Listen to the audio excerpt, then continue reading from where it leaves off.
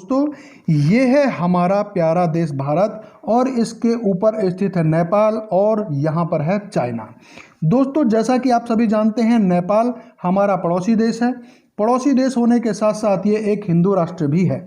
हमारे संबंध नेपाल के साथ बहुत पुराने व घनिष्ठ हैं, लेकिन कुछ दिनों पहले नेपाल ने भारत की कुछ भूमि पर अपना हक जताकर एक नए विवाद को जन्म दे दिया।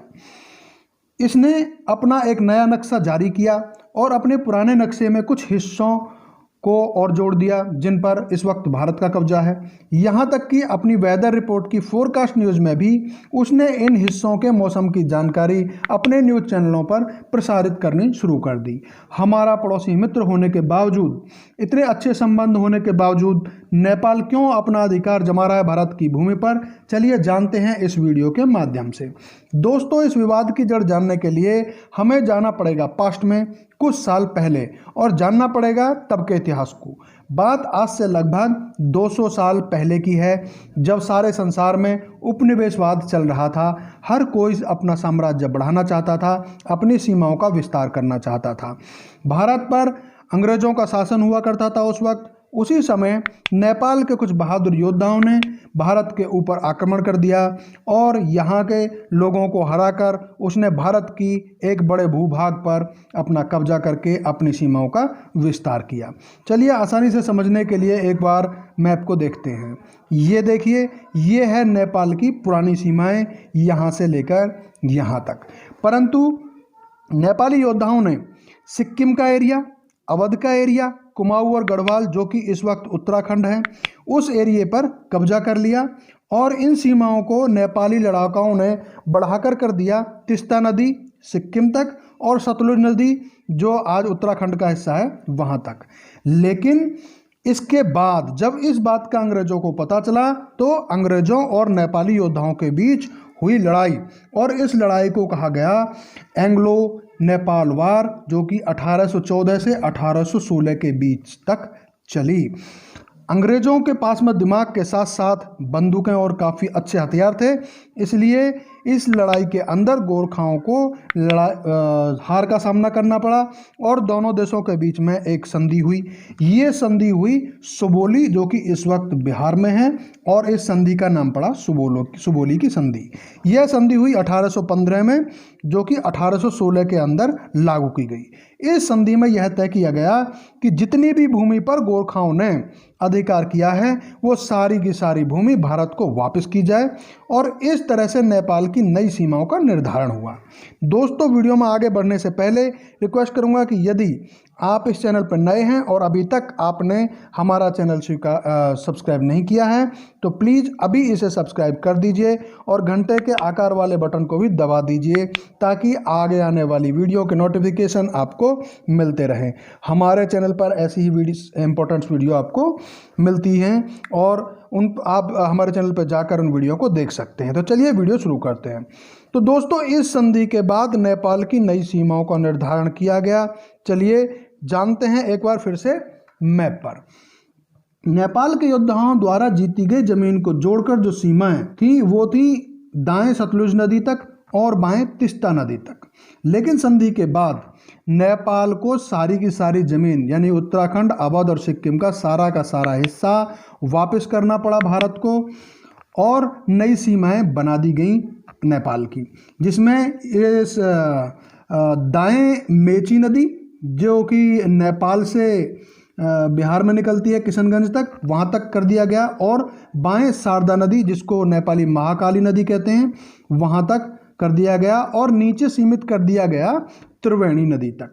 यह संधि दोनों पक्षों को मंजूर थी। दोनों देश आज तक भी इस संधि का सम्मान करते आ रहे थे। परंतु उत्तराखंड में एक जगह है काला पानी। नेपाल ने इस काले पानी नाम की जगह पर अपना अधिकार का दावा किया। कुछ लोगों को मैं क्लियर कर देना चाहता हूँ, कुछ लोग काले पानी का नाम सुनते ही उसे अंडमान निकोबार से जोड़ देते हैं, क्योंकि अंग्रेजों के वक्त पर वहाँ पर काले पानी की सज़ा के लिए लोगों को भेजा जाता था। तो नेपाल जिस काले पानी की डिमांड कर रहा है उसका उत्तराखंड में स्थित है और उसका अंडमान निकोबार से कोई लेना देना नहीं है। तो 200 साल के बाद क्या हुआ कि नेपाल काला पानी को अपना कहकर चिल्लाने लगा। चलिए एक बार फिर से मैप की सहायता लेते हैं। आप जानते हैं भारत का एक तीर्थ स्थान है कैलाश पर्वत, जिसे हम भगवान शंकर का स्थान मानते हैं। वहीं मानसरोवर भी है। भारत से लाखों श्रद्धालु इस तीर्थ स्थल का दर्शन करने के लिए जाते हैं और ये पड़ता है चीन में। और वो जिस रास्ते से जाते हैं वो रास्ता है सिक्किम से होकर। यहाँ पहाड़ों से एक रास्ता है, इस रास्ते को हम दर्रा कहते हैं, जिसका नाम है नाथुला दर्रा। यह रास्ता काफ़ी लंबा और रिस्की है। ऊपर से चीन जैसे देश पर हम ज़्यादा विश्वास कर नहीं सकते, इसलिए भारत सरकार ने सोचा कि वो सभी श्रद्धालुओं के लिए एक नया रास्ता बना देती है जो उत्तराखंड से होकर निकलेगा, क्योंकि वहाँ पर भी एक दर्रा उपस्थित है जिसका नाम है लेपुलेख दर्रा। इस दर्रे से रास्ता तो सुगम होगा ही, साथ में सिक्योरिटी भी रहेगी, ताकि कभी अगर भविष्य में चीन गड़बड़ी करता है तो वहाँ पे सेना सहायता भेजी जा सके। स्थिति हमारे नियंत्रण में भी रह पाएगी। सरकार ने काम शुरू किया। काला पानी तक सड़क थी पहले, उसे लेपुलेख तक लाया गया। ये लगभग 80 किलोमीटर की सड़क थी, इसको बनाया गया। नेपाल सरकार ने इस सारे भाग को अपने नक्शे में शामिल करके एक नया नक्शा प्रकाशित कर दिया और आपत्ति जताई कि भारत उसकी ज़मीन पर निर्माण कार्य ना करे। अब आपको मैप पर बताऊंगा कि नेपाल ऐसा क्यों बोल रहा है। देखिए, जब संधि हुई उस वक्त ये तय हुआ था कि नेपाल की जो बाईं तरफ की सीमा है वो शारदा नदी तक रहेगी, परंतु प्रॉब्लम यह है कि इस नदी का उद्गम 3 शाखाओं से हुआ और ये शाखाएं 3 शाखाएं यहाँ पर उपस्थित हैं, जो कि हैं ये यहाँ पर लिम्पू धारा, और यहाँ पर यह है काला पानी, और यह है लेपुलेख। भारत का कहना है कि नदी का उद्गम लेपुलेख से है, इसलिए लिम्पू धारा और काला पानी हमारा एरिया है, और आज तक भी लेपुलेख तक की सारी भूमि पर भारत का अधिकार है। लेकिन नेपाल कहता है कि नदी का उद्गम लेपुलेख से नहीं, लिम्पू धारा से है, और नदी और वहीं तक नेपाल की सीमा है, और वहाँ तक की सारी भूमि भारत उसे वापस करे, क्योंकि उसका अधिकार है, और वो जो काला पानी है वो वहीं पर स्थित है। दोस्तों, आशा करता हूँ कि सभी को क्लियर हो गया होगा कि समस्या किस वजह से उत्पन्न हुई। समस्या उत्पन्न हुई नदी की 3 शाखाओं की वजह से। लेकिन सबसे बड़ा सवाल है कि 200 साल के बाद ही क्यों? आखिर नेपाल 200 साल के बाद ही क्यों इन ज़मीनों पर अपना हक जता रहा है? कहीं इसके पीछे किसी और का हाथ तो नहीं? तो दोस्तों, आप सही समझ रहे हैं, इसके पीछे हाथ है चीन का। इस वक्त चीन बहुत ज़्यादा तिलमिलाया हुआ है, सारे संसार में उसकी किरकिरी हो रही है, और इस संक्षेप में अब हिंदुस्तान एक ऐसा देश निकल के आ रहा है जो एक लीडर का काम कर रहा है, और चीन को लग रहा है कि आने वाले भविष्य में भारत एक लीडर बनकर उभरेगा और चीन को कहीं पर भी छिपने के लिए जगह शायद नहीं मिलेगी।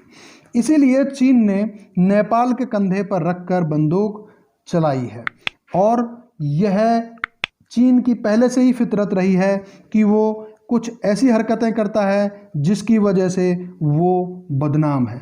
दोस्तों, चीन का काम है कमज़ोर देशों को कर्जा देना और उनको कर्ज में इतनी बुरी तरीके से दबा देना और फिर अपने इशारों पर उनको नचाना। यही वजह है कि नेपाल भी उसका शिकार हुआ है और नेपाल भी चीन के दबाव में आकर ये सब कर रहा है। परंतु भारत का रुख अब एकदम साफ है। अब किसी भी हालत में भारत की 1 इंच भी ज़मीन किसी को नहीं दी जाएगी। आशा करते हैं जल्दी से जल्दी कूटनीति द्वारा इस विवाद को सुलझा लिया जाएगा, जो शायद भारत के लिए भी बेहतर होगा। हम अपने मित्र तो बदल सकते हैं, परंतु पड़ोसी नहीं बदल सकते, और अपने चारों तरफ दुश्मन खड़े करके कोई भी देश सुरक्षित नहीं रह सकता।